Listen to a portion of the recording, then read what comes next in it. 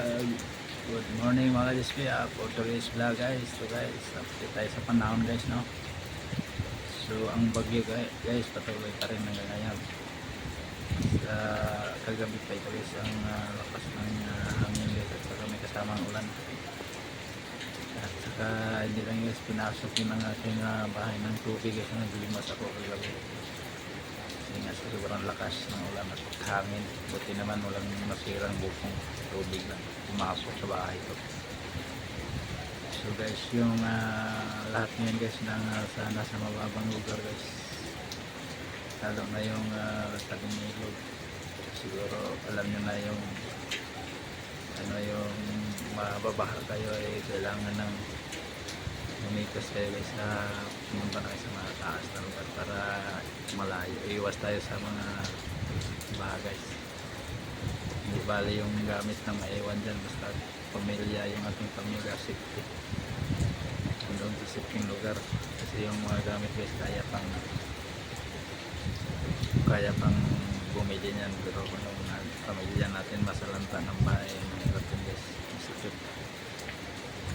Yun yung mga guys, yung ating dito guys, malakas na yung hangin ito. Yung kuwala na kung ng update guys, ulan at hangin pa rin, pero hindi na katulad nung gabi na lakas talaga guys.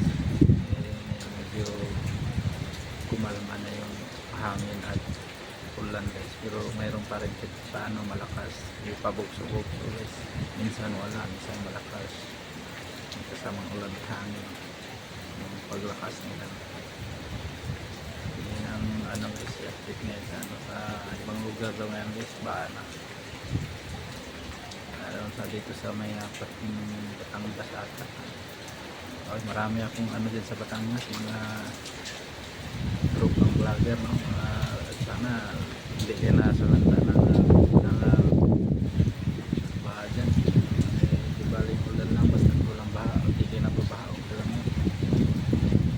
Kasi mahirap pag ginaha guys, pero mas okay lang yung ginaha tayo na ligtas pa ang ating mga pamilya.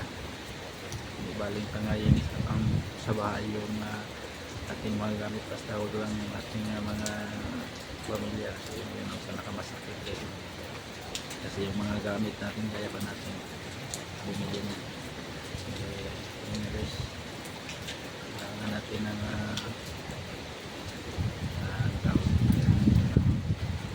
lumigas na kasi malapit na mag 24 hours. So, pag mamayang gabi pag ito tumigil ito, kahit sigurado 24 hours na yung ulan at hangin. Ayun lang guys.